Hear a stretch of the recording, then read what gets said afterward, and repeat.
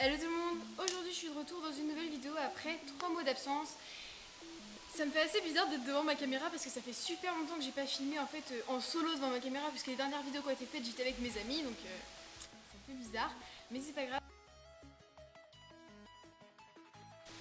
J'ai décidé de trier les questions en catégories et je vais commencer tout de suite par répondre aux questions qui me sont posées par rapport à YouTube. Alors la première question est: on te voit plus dans tes vidéos qu'avant, pourquoi avant tu ne montrais jamais ton visage? Donc en fait, quand j'ai commencé les vidéos, j'ai commencé sur Facebook avant d'être sur YouTube. Et j'étais au collège dans ma deuxième année de troisième parce que j'ai redoublé. Et du coup c'était plus difficile pour moi, on va dire,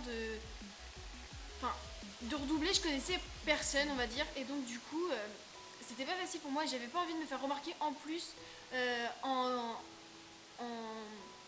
en m'affichant, on va dire, sur Facebook, puisque j'ai commencé sur Facebook, et que les autres sachent que je faisais des vidéos. Même s'ils savaient que c'était moi, j'avais pas envie de me taper l'affiche en montrant mon visage, donc voilà. Et donc du coup j'ai commencé par faire ce que je pouvais, mais sans montrer mon visage, ce qui me limitait dans les vidéos, on va dire, puisque la plupart des demandes que j'avais, c'était de répondre à des questions ou de débattre sur des sujets, etc. Donc c'est sûr que de ne pas montrer mon visage en parlant, c'était pas possible. C'est pourquoi j'ai attendu donc d'être au lycée pour commencer à mettre mes vidéos sur YouTube. Prochaine question. Tes parents, tes amis sont-ils au courant de ta page et de ta chaîne YouTube? Alors ma famille, oui, ils sont au courant. Ils sont d'ailleurs très satisfaits, on va dire, de la meuf qui se lance des fleurs. Non, on va dire qu'en fait, ma famille, donc oui, est au courant. C'est les personnes qui ont été les premières au courant d'ailleurs, forcément. Et ils sont... C'est pas qu'ils sont... Enfin si, je pense qu'ils sont quand même contents que je fasse ça. Mais c'est surtout qu'ils sont quand même assez derrière moi, puisque ils sont tout le temps en train de me demander... comment ça avance, ce que je fais. Quand ils ont su que j'allais à Paris, ils étaient tous très contents. Donc oui, ma famille est au courant. Mes amis aussi sont également au courant, puisque certains d'ailleurs passent dans mes vidéos, donc voilà. Après c'est sûr que quand je rencontre quelqu'un, c'est pas la première chose que je dis, c'est pas salut, je fais des vidéos sur YouTube. Enfin, je me vante pas, on va dire, de faire des vidéos sur YouTube. J'en ai pas honte, mais je suis pas non plus en train de me vanter pourquoi je fais des vidéos sur YouTube. Et donc voilà. Après, oui, les personnes que je connais au fur et à mesure, l'apprennent que je fais des vidéos sur YouTube, déjà en le voyant sur Facebook avec ma page, sur Instagram parce que certaines personnes me posent des questions directement sous mes photos personnelles, merci beaucoup. Enfin voilà, donc du coup oui, les personnes sont au courant, et encore plus ma famille et mes amis. Alors maintenant on va passer à une autre catégorie que j'ai décidé d'appeler handicapable et qui va parler de ce qui concerne mes aménagements. Ton aménagement vélo. En fait, ce qu'il faut savoir, c'est que j'ai pas d'aménagement vélo. J'ai toujours fait en sorte pour le vélo, enfin mes parents ont fait en sorte que je puisse en faire sans avoir d'aménagement, et donc du coup j'en fais sans aménagement. On va me demander comment je fais. Les freins ont été inversés puisque j'ai besoin davantage de ma main gauche, donc les freins sont du côté gauche. Les bons freins sont du côté gauche, quoi. Je sais pas si les freins arrière ou avant. Donc ils sont du côté gauche. Les vitesses qui sont normalement du côté droit ont été mises du côté gauche. Enfin, tout a été inversé. Donc bah oui, en fait c'est un aménagement. Oui, donc en fait j'ai ça comme aménagement. Ce que je voulais dire par aménagement, c'est que j'ai pas, comme certaines personnes, un rallongement du guidon pour poser mon moignon. Le boîtier de ta voiture doit-il être nettoyé de temps à autre? Alors non, je l'ai jamais nettoyé, sauf bien sûr de passer un coup de chiffon quand on lave la voiture pour enlever la poussière, quoi, normal. Mais surtout ne pas le démonter ou quoi que ce soit. Je sais pas ce que vous voulez me faire, mais il faut surtout pas faire ça, on sait jamais si on peut plus le remonter. C'est la misère après. Donc non, faut surtout pas... Enfin oui, le nettoyer, mais genre, comme je viens de dire, quoi, juste le dépoussiérer vite fait, mais pas le démonter. Ensuite, as-tu bien accepté ton aménagement voiture ou ne trouves pas... Ou te trouves-tu différente des autres? Ah oui, je comprends. Donc en fait, je dirais pas qui, mais une fille est venue me contacter en me disant comme quoi elle venait de passer son code et qu'elle voulait faire également la conduite accompagnée, et m'a demandé comment j'avais accepté mon aménagement parce qu'elle pensait que les autres personnes extérieures à sa famille, ses amis ou je sais pas, quand ils verront sa voiture avec un aménagement, ils la critiqueront parce qu'elle n'est pas comme les autres, on va dire. Moi je pense qu'il faut pas voir ça comme ça, je pense qu'il faut voir plutôt d'un côté où l'aménagement montre pas qu'on est handicapé, l'aménagement montre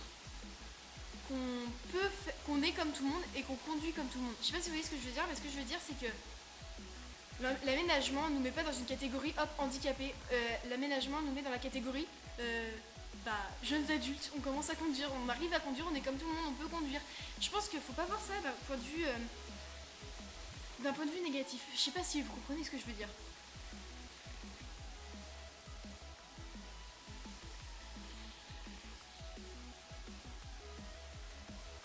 Ouais, ce que je veux dire, je sais pas. Je pense qu'il faut plus le voir d'un point de vue, grâce à mon aménagement, je peux conduire et pas à cause de mon handicap, j'ai un aménagement. Je sais pas si vous voyez ce que je veux dire, mais j'arrive pas à être plus claire. En fait, je réfléchis depuis tout à l'heure, mais j'arrive pas à être plus claire, donc j'espère que vous avez compris. Et voilà. On passe à une autre catégorie que j'ai faite, ça va être mon quotidien. Là. Alors, ton moignon est-il plus sensible, plus sujet, pardon, au coup de soleil? Alors, je pense pas. Je m'attendais pas vraiment à cette question en fait. Mais non, j'ai jamais eu. Enfin, disons que j'ai jamais attrapé de coup de soleil de ma vie à part sur les épaules, comme tout le monde, je pense. Donc voilà, non, je pense pas que ça soit plus sujet à attraper des coups de soleil. De toute façon, je veux dire, quand on se met de la crème solaire, on s'en met partout, je pense. Enfin, je sais pas, moi c'est mon cas, donc du coup, je me protège enfin, de la même manière des deux côtés. Je veux dire, c'est pas comme l'hiver où oui, je suis plus sensible au froid et que du coup, j'ai un gant exprès. Mais non, par rapport au coup de soleil, je pense pas. Enfin, du coup, moi, ça m'est jamais arrivé. Comment couvres-tu ta main par temps froid? Ah oui, bah voilà, donc du coup, on y vient. Donc en fait, ce que j'ai fait, c'est que, enfin, ce que mes parents ont fait, c'est que, en fait, on achète une paire de moufles. Comme ça me fait 2 gants pour ma main en fait. Ça me fait, comme ça, si j'en perds un, j'en ai un deuxième. Donc oui, donc en fait, je prends une moufle parce que c'est vraiment chaud et puis c'est surtout ce qui va bien à mon moignon. Donc voilà. Mais oui, je me couvre en plus parce que c'est vrai que vu qu'on peut moins bouger, comme par exemple maintenant on bouge les doigts et tout, ça empêche, on va dire, d'être paralysé entre guillemets par le froid, que le moignon c'est pas possible, on peut pas le bouger comme l'autre main et donc du coup oui, on est plus vite paralysé et le froid ça fait mal surtout quand on reste longtemps à l'extérieur, comme par exemple quand on attend à l'arrêt de bus, c'est horrible. Je sais que quand j'attends à l'arrêt de bus, moi j'ai toujours mes gants où je me mets les mains dans les poches parce que après quand j'arrive dans le bus, enfin, ça fait mal, c'est horrible, avec d'un seul coup le chaud qui arrive, ça fait une douleur, mais enfin c'est bizarre, ça fait pas non plus une douleur horrible, hein, je dis pas ça, mais ça fait quand même une douleur, c'est comme si on était paralysé et on peut plus bouger parce que, enfin je sais pas vous, mais moi je le bouge quand même mon moignon, enfin je veux dire un petit peu quoi, et quand je le bouge, enfin ça me fait mal, enfin, oh là là, je suis pas du tout claire aujourd'hui, je suis vraiment désolée, mais bon, vous voyez ce que je veux dire, hein. Donc ensuite on passe à la catégorie, petit conseil. La question que j'ai eue, donc, et que j'ai eue beaucoup de fois, donc je l'ai résumée en une seule, c'est comment agir face aux enfants atteints d'agénésie. Donc en fait, je pense qu'il y a 2 catégories de parents. Alors attention, hein, je veux pas me faire chambrer par les parents, hein, je dis pas que c'est une mauvaise éducation ou quoi, absolument pas, hein, chacun son truc.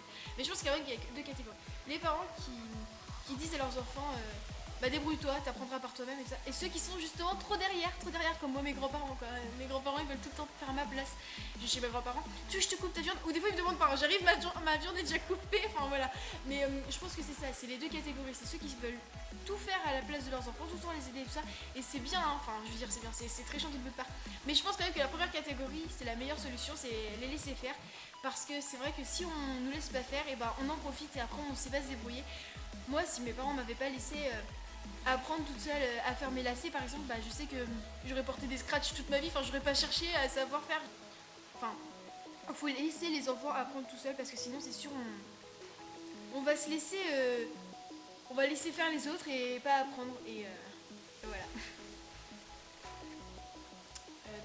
Donc oui, donc c'est ça pour qu'ils soient plus dépendants et pas indépendants.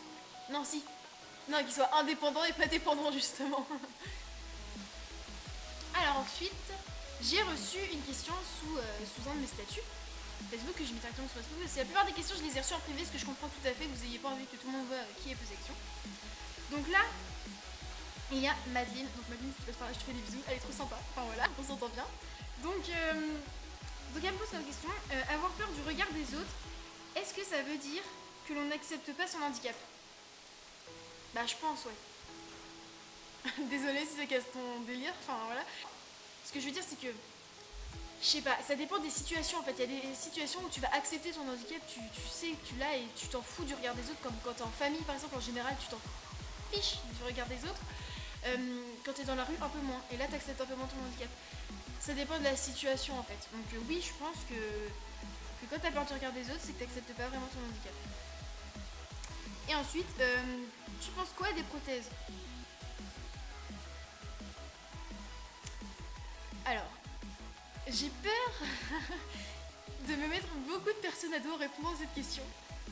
Mais si je fais une chaîne YouTube, c'est pour être franche dans mes vidéos, donc de toute façon, je suis franche, je vais dire ce que j'en pense. Me haïssez pas, s'il vous plaît. Mais je suis pas vraiment pour, en fait. Non, alors en fait, ce que je veux dire, c'est que je suis pour les prothèses quand ça peut aider quelqu'un à aller mieux, à s'accepter par exemple, pour sortir, tout ça, avec les prothèses, pour paraître normal, on va dire. Oui, je suis pour les prothèses, voilà, si ça aide les personnes, je trouve ça vraiment bien. Après, je trouve que ce que j'aime pas dans les prothèses en ce moment, et vraiment, vraiment en ce moment, c'est vraiment une mode, j'ai l'impression. C'est comme une mode où je sais pas trop, c'est assez bizarre. Je trouve que... Ouais, je sais pas vraiment comment dire, sans me mettre les gens à dos. En fait, en ce moment, beaucoup de personnes... Par exemple, je vais donner un exemple très clair. En ce moment, sur la page Facebook de la CDA, beaucoup de personnes partagent des photos de prothèses. J'ai l'impression qu'il y a vraiment une grosse mode en ce moment autour des prothèses. Tout le monde publie des photos de prothèses. Alors je sais pas comment elles s'appellent ces genres de prothèses. Il y a des prothèses qui me font penser comme si on devenait un peu des robots en fait. Et c'est ce que les personnes aiment, ce côté robot, ce côté on devient des personnages un peu de fiction. Quand c'est encore pour eux, parce qu'elles sont utiles ces prothèses, les nouvelles là. Elles servent à pouvoir bouger les doigts, etc. Elles sont bien.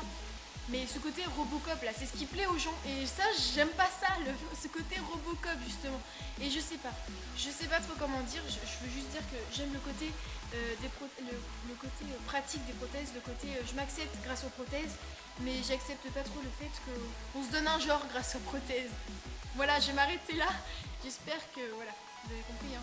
J'espère que vous m'en voulez pas.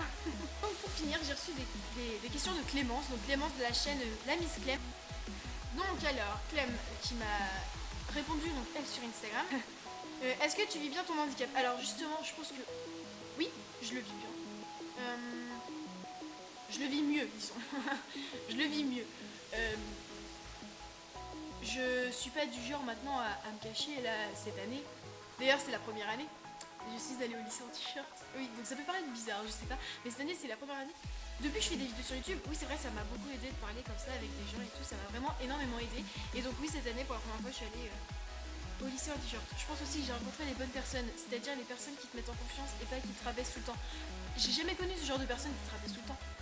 Mais des personnes qui te mènent vers le. Qui te mènent, qui te portent vers le haut et qui te disent tu t'en fous du regard des gens, t'es avec nous, t'es pas avec eux, tu t'en fiches. Enfin, je sais pas, ça m'a vraiment beaucoup aidé et donc voilà. Et puis bon, j'ai des amis en or, donc voilà. Donc Manon, Andrea, Alexis, Léa, Guillaume, salut.